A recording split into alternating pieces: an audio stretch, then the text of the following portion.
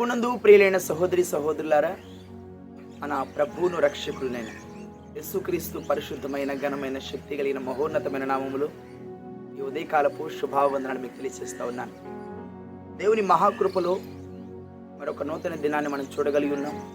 ఈ యొక్క నూతన దినాన్న దేవుడు మన కొరకు సిద్ధపరిచిన వాక్యమును మనము ధ్యానం చేసుకుందాం.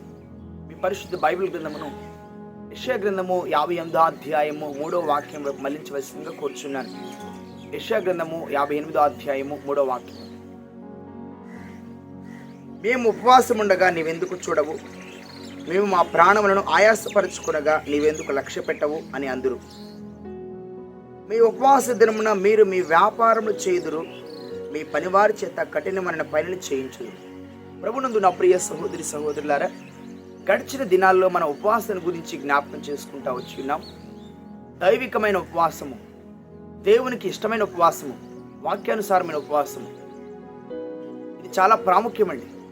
ఎందుకంటే నేటి దినాల్లో మానవుడు నటిస్తూ ఉన్నాడు, వేషధారిగా ఉంటా ఉన్నాడు. తన భక్తి లేకపోతే తన ప్రార్థన, తన ఉపవాసము లోకానికి తెలియచేయాలి, లోకమును అందరూ తెలుసుకోవాలి. తను ప్రార్థిస్తున్నాడు, లేకపోతే తన భక్తి చేస్తున్నట్లు, తాను ఉపవాసం ఉంటున్నట్లు అందరూ తన గురించి గొప్పగా చెప్పుకోవాలి, అందరి దృష్టిలో ఒక ప్రత్యేక ఆకర్షణగా ఉండాలని అనేక సొంత నిర్ణయాలు, సొంత ఆలోచనలు, అపవాది సంబంధించిన క్రియలను చేసుకుంటూ వెళ్ళిపోతూ ఉన్నాడు. దేవుని వాక్యం ఏం సెలవిస్తూ ఉందనేది తెలుసుకోవడం చాలా ప్రాముఖ్యం. ఉపవాసంలో అనేక కోణాలు ఉన్నాయి, ఉపవాసంలో అనేక పద్ధతులు ఉన్నాయి. ఉపవాసాన్ని ఆచరించే మనము వేటిని అనుసరిస్తూ ఆచరిస్తామని చాలా ప్రాముఖ్యం.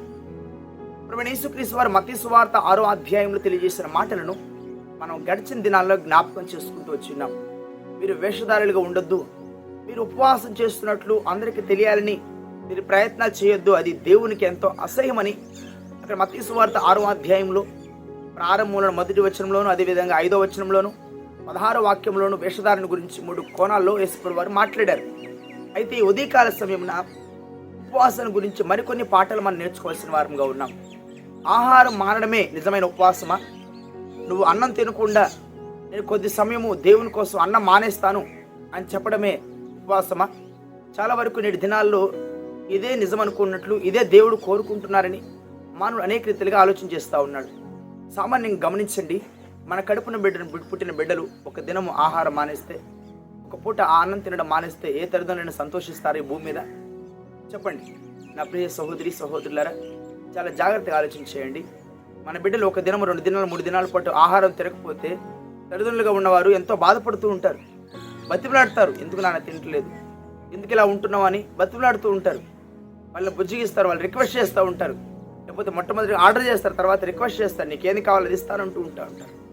నా ప్రియ సహోదరి సహోదరులారా, కానీ ఏ తల్లిదండ్రులు కూడా తమ బిడ్డలు పస్తులు ఉండాలని కోరుకోరు. వారు పస్తులు ఉండాలి సరే, తమ బిడ్డకు మంచి ఆహారాన్ని అందించడానికి ప్రతి తల్లి ప్రతి తండ్రి ప్రయాసపడుతూ ఉంటారు. మన తల్లిదండ్రులు భౌతిక పరంగా భూమి మీద ఉన్న తల్లిదండ్రులు ఇంత ప్రేమను, ఇంత ఆప్యాయతను, ఇంత కేరింగ్ తీసుకుంటున్నప్పుడు మన పరమ తండ్రి మనం ఆకలిగా ఉండడం ఆయనకి సంతోషమా? తన బిడ్డలు ఆహారం తీసుకోకుండా బలహీనలైపోవడము, లేకపోతే అనారోగ్యానికి గురవడం, అస్వస్థకు ఉండడం దేవునికి సంతోషమా? ఈ విధంగా నీరసంగా ఉండడము, ఏదో కోల్పోయినట్టు ఉండటం ఆయనకి సంతోషాన్ని కలిగిస్తుందా? అది ఆయనకు మహిమ కలిగిస్తుందా? అలా కలిగిస్తుందని మీరు అనుకుంటున్నారా? నా ప్రియ సహోదరి సహోదరులారా, దేవుడి వాక్యం ద్వారా ఏం మాట్లాడుతున్నారో మనం జ్ఞాపకం చేసుకోవాలి. యెషయా గ్రంథము 58వ అధ్యాయం 3వ వాక్యంలో మనం చూస్తూ ఉన్నప్పుడు, మేము ఉపవాసం ఉండగా నీవెందుకు చూడవు? దేవుని దగ్గరకు వచ్చేసి మేము ఆహారం తినట్లేదు కదా, మేము అన్నం తినట్లేదు కదా, నువ్వు మమ్మల్ని ఎందుకు చూడట్లేదు, మా ప్రార్థన ఎందుకు ఆలకించట్లేదు, లేకపోతే మా వైపు ఎందుకు నువ్వు లక్ష్య పెట్టట్లేదు, మా ప్రాణములు మేము ఆయాసపరచుకునగా నువ్వెందుకు లక్ష్య పెట్టవు అని అంటూ ఉంటారు. మీ ఉపవాస దినమున మీరు మీ వ్యాపారాలు చేస్తూ ఉంటారు, మీ పనివారి చేత కఠినమైన పనులు చేస్తూ ఉంటారు. ఉపవాసం ఉన్నప్పుడు ఎలా ఉండాలి? ఉపవాసం ఉన్నప్పుడు ఏం చేస్తున్నావు? నువ్వు ఆహారం మానేయడం ఉపవాసమా? మరి ఆహారం ఎందుకు మానేయాలి? చూడండి, యేసుప్రభువు వారు 40 పగలు 40 రాత్రులు ఆయన ఏ ఆహారం తీసుకొనకుండా ఉపవాసం ఉన్నట్లు మత్తయి సువార్త 4వ అధ్యాయము ప్రారంభ 2 వచనాలు మనకు తెలియచేయబడతా ఉంది. 40 పగలు 40 రాత్రులు ఉపవాసం ఉన్న పిమ్మట ఆకలి కొన్నారని. అదేవిధంగా దైవజనుడిని ఏలియా గారు కూడా 40 దినాల పాటు ఒక్క మారు ఆహారం తీసుకుని 40 దినాల పాటు ప్రయాణం చేస్తూ వచ్చారు. ఆ తర్వాత ఆ ప్రాణంలో ఎక్కడ కూడా ఆహారం తీసుకున్నట్లు మనం చూస్తూ ఉన్నాం. అదేవిధంగా మోషే భక్తుడు ధర్మశాస్త్రాన్ని తీసుకొస్తానికి వెళ్ళే క్రమంలో పర్వతం మీదకి వెళ్ళినప్పుడు 40 పగలు 40 రాత్రులు ఆయన ఆహారం తీసుకోలేదు అన్నట్లు పరిశుద్ధ గ్రంథం సెలవిస్తూ ఉంది. మరి మళ్ళీ పాత నిబంధనలు అనేక మంది భక్తులు, నెహెమ్యా కావచ్చు, ఎజ్రా శాస్త్రి కావచ్చు, యెహోషాపాత్ కావచ్చు, అటు దానియేలు కావచ్చు, దావీదు కావచ్చు, అందరూ భక్తులు వారు ఉపవాసం ఉంటూ వచ్చారు, దేవునితో సమయం గడుపుతూ వచ్చారు. ఎందుకు అలా చేస్తూ వచ్చారు? ఉపవాసం ఆహారం తీసుకుపోవడం వల్ల దేవునికి ఏమైనా మేలు కలుగుతుందా? మనం ఆహారం మానేయడం వల్ల దేవునికి ఏమైనా మహిమ కలుగుతుందంటే ప్రాముఖ్యం ఏమిటంటే మన ఆహారము తీసుకోకపోవడం వలన మన శరీరాన్ని మన కంట్రోల్లో ఉంచగలము. మనం కడుపు నిండా ఆహారం తిన్నప్పుడు మనం ప్రార్థన చేయలేము. ఈ శరీరం సహకరించదు, ఈ శరీరం లోబడదు. అయితే మనం అధికంగా ఆ సమయం అంతా ప్రార్థన గడపాలంటే, ఆ ఉపవాసం ఉన్న క్రమం అంతా కూడా ప్రార్థనలో దేవునితో గడపాలంటే మన శరీరాన్ని మనం స్వాధీనపరచుకున్న వారంగా ఉన్నాం. ఆ దినాల్లో వారు ఎందుకు ఆ విధంగా వారి శరీరాలు ఆయాసపరుచుకుంటూ వచ్చారు, బలహీనపరుచుకుంటూ వచ్చారంటే ఆ సమయం అంతా ఇంకా దేవుళ్ళు అధికంగా గడపడం కొరకు. మన తిండి మానేస్తే సరిపోదు, మనం ఎలా ఉంటున్నాం అనేది కూడా చాలా ప్రాముఖ్యం. ఆ సమయం అంతా ప్రార్థనలు గడపడం చాలా ప్రాముఖ్యము. ఎవరికి అన్యాయం చేయకుండా, ఈ వ్యాపారాల్లో ఎవరికైనా మన దగ్గర పనిచేస్తున్న వారి మీద కఠినమైన పనులు చేయించకుండా చాలా ప్రాముఖ్యం. దేవుడు తెలియచేసిన మాట వినండి. 3, 4, 5 వచనాలు. మేము ఉపవాసం ఉండగా నీవెందుకు చూడవు, మేము మా ప్రాణములను ఆయాసపరుచుకొనగా నీవెందుకు లక్ష్య పెట్టవు అని అందరూ. మీ ఉపవాస దినమున మీరు మీ వ్యాపారాలు చేస్తూ ఉంటారు, మీ పనివారి చేత కఠినమైన పనులు చేయిస్తూ ఉంటారు, మీరు కలహపడుచు వివాదము చేయొచ్చు, అన్యాయంగా గుద్దులాడుచు ఉపవాసం ఉంటారు, గొడవలు తగాదులు వెళ్తూ ఉంటారు, కానీ ఉపవాసం ఉంటూ ఉంటారు. ఆహారం మానేస్తున్నాం అంటూ ఉంటారు, కానీ తగాదులు చేస్తారు, గొడవలకి వెళ్తారు, అన్నింటిలో మొట్టమొదటి లైన్లో ఉంటూ ఉంటారు. చేయాల్సిన పనులను చేస్తూ ఉంటారు, దేవునికి విరుద్ధమైన పనులను చేస్తూ ఉంటారు. తగాదులు ఉంటాయి, మనస్పర్ధలు ఉంటాయి, ఈర్ష్య, ద్వేషాలు, అసూయలు, కుళ్ళు, కుతంత్రాలు పెట్టుకుంటూ ఉంటారు. మళ్ళీ మేము ఉపవాసం ఉంటూ ఉంటారు. అది దేవునికి ఇష్టమైన ఉపవాసమా? మన బ్రతుకు మార్చుకోకుండా, మన మనసు మార్చుకోకుండా, మన తలంపులు మారకుండా మనం ఆహారం మానేయడమే దేవునికి ఇష్టమైన ఉపవాసమా? అలానే మీరు అనుకుంటున్నారని దేవుడు హెచ్చరిక జారీ చేస్తూ ఉన్నారు. మీ కంఠ ధ్వని పరమున విడవనట్లుగా మీరు ఇప్పుడు ఉపవాసం ఉండరు, మీరు గట్టిగా ప్రార్థన చేయలేరు, దేవునికి మొరపెట్టలేరు, దేవుని స్తుతించలేరు. బట్ మేము ఉపవాసం ఉంటున్నామని చెప్తూ ఉంటారు. చూడండి 5వ వచనం చూస్తున్నప్పుడు, అట్టి ఉపవాసం నాకు అనుకూలమా? మనుషుడు తన ప్రాణమును బాధపరచుకోవలసిన దినం అట్టిదేనా? ఒకడు జమ్ము వలె తల వంచుకొని గోనె పట్ట కట్టుకొని బూడిద పరుచుకొని కూర్చుంటే ఉపవాసమా? అట్టి ఉపవాసం యెహోవాకు ప్రీతికరమని మీరు అనుకుంటున్నారా? దేవునికి ఇష్టమని మీరు అనుకుంటున్నారా? లేకపోతే నువ్వు డల్గా ఉంటావు, దేవునికి ఇష్టమని నువ్వు అనుకుంటున్నావా? లేకపోతే గోనె పట్ట కనుక్కొని పాత నిబంధన క్రమం అంతా కూడా ఇలాగా ఉంటుంది.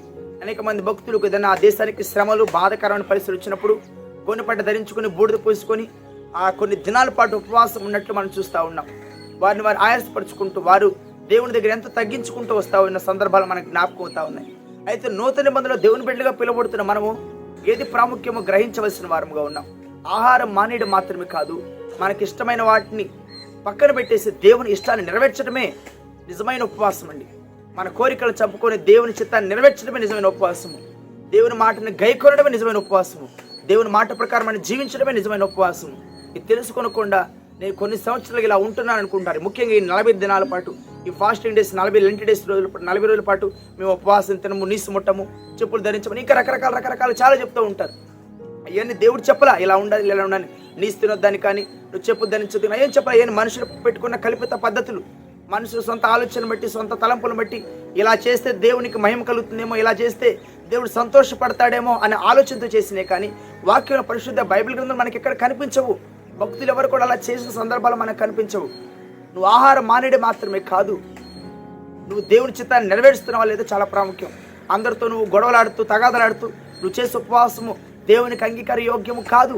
నువ్వు డల్గా ఉండడం, లేకపోతే నీరసంగా ఉండి ఏదో కోల్పోయినట్టు దిగులుగా కూర్చోవడము, అది దేవునికి ఇష్టమైన ఉపవాసము కాదు. ఉపవాసం ఉన్నప్పుడు నీ ఆహారాన్ని నువ్వు తినటం లేదు కదా, ఆ సమయం అంతా ఎలా ఉంటున్నావు, అది చాలా ప్రాముఖ్యం.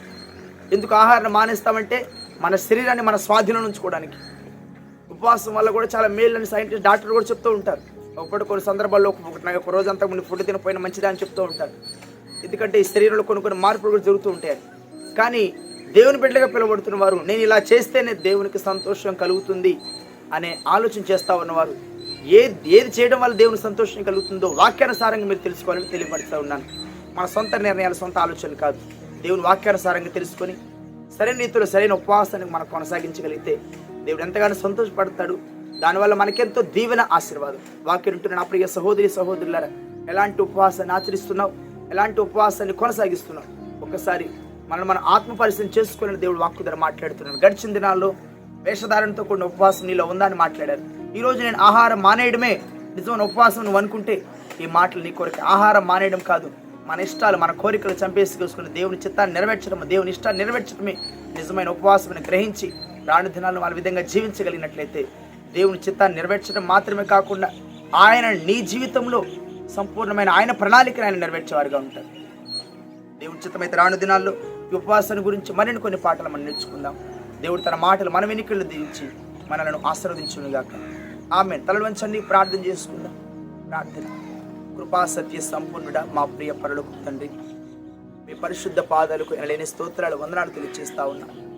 ఈ ఉదయకాల సమయమైన ఉపవాసాల గురించి మరికొన్ని పాఠాలు మాకు బయలుపరిచారు నా తండ్రి. అయ్యా, అనేక మంది భక్తులు వారు నాయన పాత నిబంధన దినాల నుంచి కూడా ఎలా ఉపవాసం ఉన్నారో మీరు మాకు తెలియపరుస్తూ వచ్చారు. ఎందుకు వారు వారి ప్రాణాన్ని ఆయాసపరుచుకుంటూ వచ్చారో, ఎందుకు ఆహారాన్ని తీసుకోలేదో, ఆ సమయం అంతా మీతో ఎలా గడిపారో మీరు జ్ఞాపకం చేస్తూ వచ్చారు. అవును తండ్రి, ఉపవాసం అనేది మమ్మల్ని బలహీనం చేయదు కానీ మాకు బలాన్నే ఇస్తుందని మీరు మాట్లాడుతున్నారు. మేము ఉపవాసం ఉన్నప్పుడు ఎలా ఉంటున్నాం? మేము ఆహారాన్ని తీసుకోవట్లేదు అంటున్నాం, కానీ అందరితో గొడవలు తగాదలు చేస్తూ ఉన్నాం, సమాధానం లేకుండా ఉంటున్నాం. నాయనా, ఎందుకు చూడట్లేదు నాయన అని మరలా మీ దగ్గరికి వచ్చి వ్యతిరేకంగా మాట్లాడుతున్న వారుగా ఉన్నాం. దయతో మమ్మల్ని క్షమించండి. నిజమైన ఉపవాసం ఎలా ఉండాలో, నేను మీకు ఇష్టమైన ఉపవాసం ఏమైందో మీరు మాకు తెలియపరుస్తున్నందుకు మీకు స్తోత్రాలు తండ్రి. ఈ ఉపవాస దినాల్లో, ఈ లెంట్ డేస్లో మీ బిడ్డలుగా పిలువబడుతున్న వారు వాక్యానుసారంగా ఉపవాసం ఉంటున్నారా, లేకపోతే నైనా ఈ లోకానుసారంగా ఉంటున్నారా? మనుషులను సంతోషపెట్టడానికి ప్రయత్నాలు చేస్తున్నారా, లేకపోతే మిమ్మల్ని సంతోషపెట్టడానికి ప్రయత్నాలు చేస్తున్నారని ఒక్కసారి మమ్మల్ని మనం సరి చేసుకోవాలని మీరు తెలియపరుస్తున్న ప్రతి మాటకే మీకు స్తోత్రాలు నాయనా. ఈ ఉదయకాలమున మీ మాట ఆలకించిన ప్రతి ఒక్కరిలో మీ వాక్కును పదిలపరచండి, గొప్ప మార్పును కలుగు చేయండి. వేషధారణను తొలగించి పరిపూర్ణమైన మీ వాక్యానికి లోబడే మనసును, హృదయాన్ని ప్రతి బిడ్డకు దయచేయండి. ఆయా ప్రాంతాల, ఆయా దేశాల్లో మీ మాటలు ఆలకిస్తున్న ప్రతి బిడ్డను నాయన దీవించండి, ఆశీర్వదించండి. ఏ అక్కరలో ఉన్నారు, ఏ బాధల్లో ఉన్నారు, ఏ శ్రమల్లో ఉన్నారు, ఏ చింతతో, ఏ దుఃఖంతో ఉన్నారు, సమస్త మానవ హృదయ అంతరాంగాలు ఎరిగిన నాయన, మీ వైపు చూస్తూ మీకు మొరపెడుతున్న ప్రతి ఒక్కరి హృదయ అంతరాంగాలు ఎరిగిన తండ్రి, మరి ప్రతి కన్నీటి ప్రార్థనలకు పరిపూర్ణమైన సమాధానం మీరు దయచేయమని, దయతో మా ప్రార్థన ఆలకించి అంగీకరించమని, ఈ దినమంతా మీ కనుదృష్టిని మాపయించమని యేసు పరిశుద్ధమైన ఘనమైన శక్తి కలిగిన మహోన్నతమైన నామములో స్తుతించి ప్రార్థించి వేడుకుంటున్నాం తండ్రి. ఆమేన్. మన తండ్రి అయిన దేవుని నుండి, మన ప్రభువును రక్షకుడినైన యేసుక్రీస్తు వారి నుండి కృపయు కనికరమును సమాధానమును నిరంతరమైన క్షమాభివృద్ధి సదాకాలము 4 దిక్కుల్లో కొడుకు ప్రార్థనలు ఏకీవిస్తున్న మనందరికీ తోడయుండి కాపాడి నడిపించునుగాక. ఆమేన్. ప్రభు పేరిట మీ అందరికీ వందనములు. దేవుడు మిమ్మును, మీ కుటుంబమును దీవించి ఆశీర్వదించునుగాక. ఆమేన్.